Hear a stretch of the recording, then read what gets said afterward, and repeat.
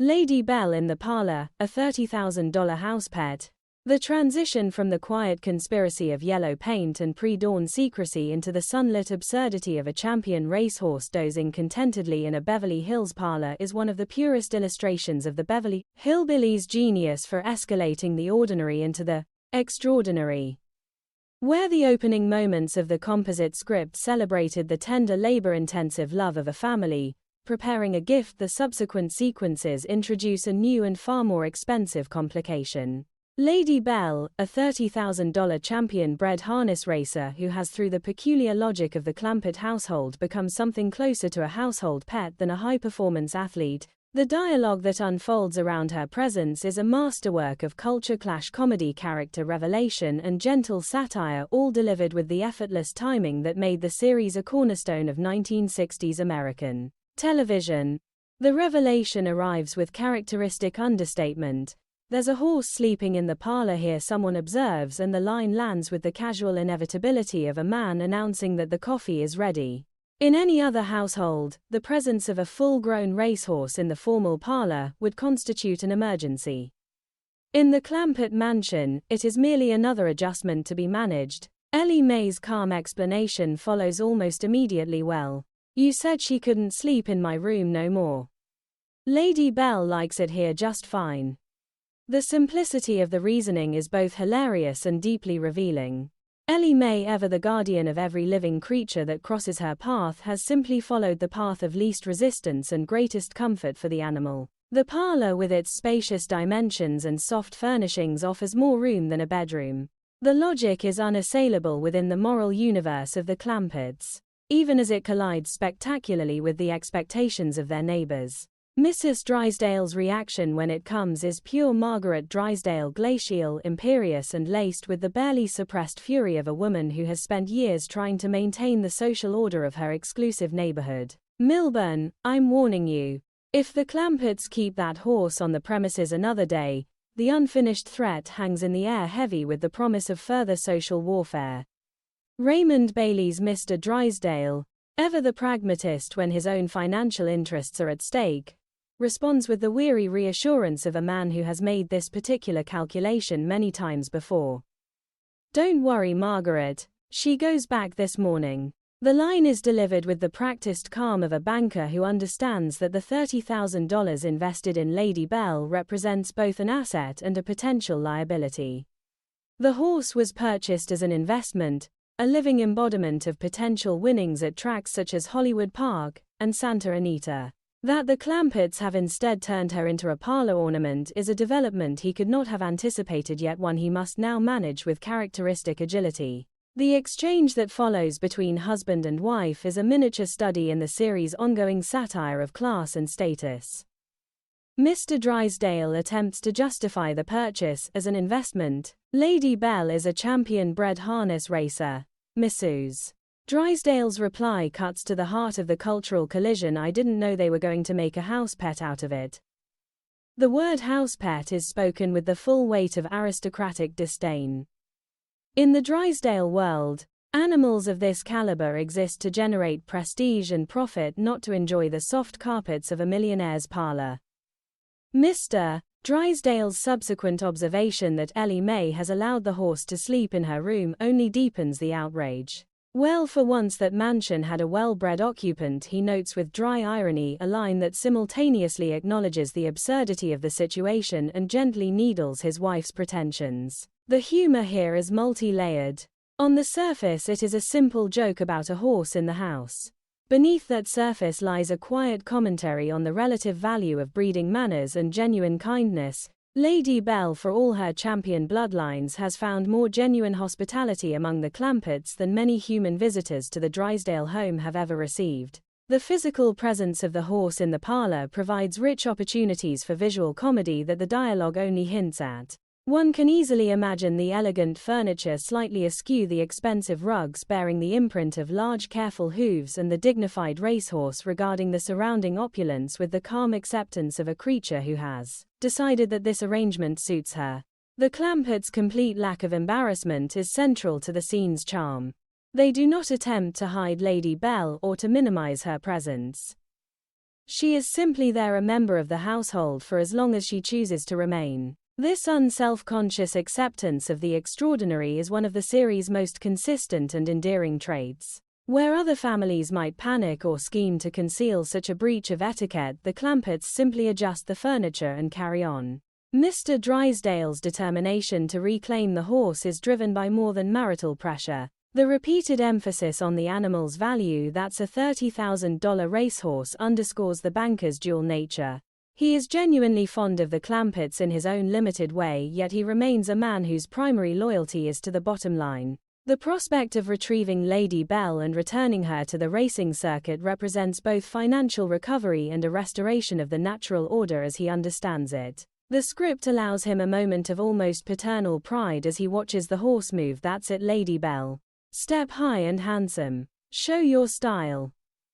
The affection in the line is real, even if it is inextricably mixed with calculations of future purses. Bailey's performance in these moments is a study in controlled contradiction.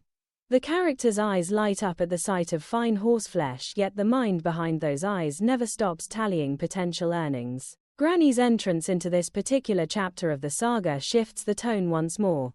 Her cheerful greeting, "Granny, morning, Mr. Drysdale, how do you like my buggy?" is delivered with the sunny confidence of a woman who has already begun to reframe the entire situation according to her own desires. The buggy, still wet with yellow paint from the earlier sequence, has now been hitched to Lady Belle, and Granny is prepared to take the animal for a spin. Mr. Drysdale's alarmed response, "Well, fine, but you shouldn't let Lady Belle pull it," is met with Granny's characteristic blend of stubbornness and practicality. She is perfectly willing to return the horse to its place of purchase if necessary, yet she sees no reason why a champion trotter cannot be taught to behave like a sensible buggy animal. "She ain't that bad. All I have to do is break her from wanting to trot all the time." The line is pure Irene Ryan, brisk, confident, and utterly unimpressed by the animal's expensive pedigree. In Granny's world, a horse is a horse, and any horse worth its feed can be taught to pull a buggy properly. The subsequent negotiation over who will ride where is a small comic masterpiece. Mr. Drysdale, already late for the bank, attempts to extract himself from the situation by offering Granny a ride in his automobile. Granny counters by offering to take Mrs. Drysdale for a spin instead. The banker's increasing desperation is palpable. "No, please." When Granny presses, he abruptly changes course and insists that he would prefer her to drive him to the bank after all. The rapid reversal is both funny and revealing. Mr. Drysdale would rather risk his own dignity in a buggy pulled by a high-strung racehorse than expose his wife to the same experience. The fear is not primarily for physical safety, it is for the social consequences of Margaret Drysdale being seen careening through Beverly Hills behind a Clampert horse. The ride itself is described in retrospect with the vividness of a near-death experience. Jed's account of Mr. Drysdale's condition upon arrival at the bank is a triumph of understated reporting. "When we pulled up in front of the bank, he didn't want to get out. We had to pry his hands loose. He was hanging on so hard that his knuckles turned white and he was kind of trembling and breathing heavy." The description is clinical in its detail and devastating in its comic effect. The image of the dignified banker clinging to the buggy with white-knuckled terror is one of the series' most enduring visual gags, even when rendered only through dialogue. Jed's conclusion, "He enjoyed it all right," is delivered with the straight-faced sincerity that was Buddy Ebsen's greatest gift. The audience understands perfectly that Mr. Drysdale did not enjoy the experience in any conventional sense, yet Jed's generous interpretation of the banker's reaction is entirely in character. The Clamperts are constitutionally incapable of recognizing that their hospitality might be overwhelming. The thematic richness of these sequences cannot be overstated. At their core, they explore the collision between two fundamentally different value systems. For Mr. Drysdale, Lady Belle represents capital, potential, income, and status. For the Clamperts, she represents a living creature entitled to comfort, companionship, and purposeful work. The parlor, that most formal of domestic spaces, becomes the unexpected meeting ground for these opposing philosophies. The horse's calm acceptance of her new surroundings serves as a silent judgment on the artificial barriers of class and propriety. Animals, the script suggests, are often wiser than the humans who claim ownership over them.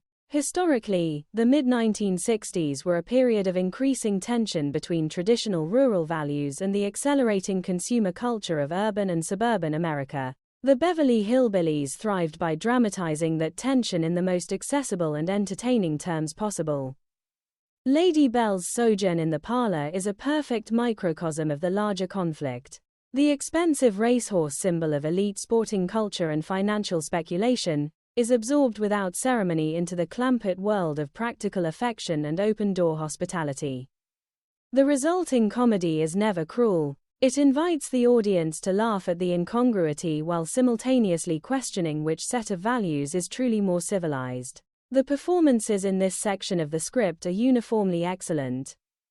Buddy Ebsen's Jed remains the calm center of the storm, observing the chaos with the mild curiosity of a man who has seen stranger things in his time. Irene Ryan's Granny brings her trademark blend of iron will and earthy common sense to every line. Max Baer Jr.'s Jethro, though less prominent in these particular exchanges, provides the necessary physical energy whenever the horse must be moved or managed. Donna Douglas's Ellie Mae embodies the pure-hearted acceptance that makes the entire situation possible. And Raymond Bailey's Mr. Drysdale continues to walk the delicate line between self-interest and reluctant fondness that defined the character for 9 seasons. As the sequence draws toward its immediate conclusion, the stage is already being set for further complications. Granny's determination to keep the buggy and the horse, Mr. Drysdale's equally strong determination to recover his investment, and Mrs. Drysdale's simmering outrage form a volatile triangle that will drive much of the subsequent action. Yet even in the midst of these competing agendas, the essential warmth of the series remains intact. Lady Belle may be a $30,000 racehorse, but in the clampett parlor she is simply a guest who has been made welcome. That distinction more than any other captures the enduring appeal of the Beverly Hillbillies. In a world increasingly obsessed with price tags and pedigrees, the clampetts continue to measure worth by the simpler and more generous standards of kindness, usefulness, and belonging. The parlor scene, with its champion horse and its colliding social codes, stands as one of the purest expressions of the series' comic philosophy. It reminds the viewer that true hospitality is not a matter of matching the furniture to the guest, but of making the guest feel at home regardless of the furniture. Lady Belle, dozing contentedly among the expensive furnishings of a Beverly Hills mansion, becomes an unlikely ambassador for that philosophy. And the audience, laughing at the absurdity of it all, is quietly invited to consider whether the horse might not be the wisest creature in the room.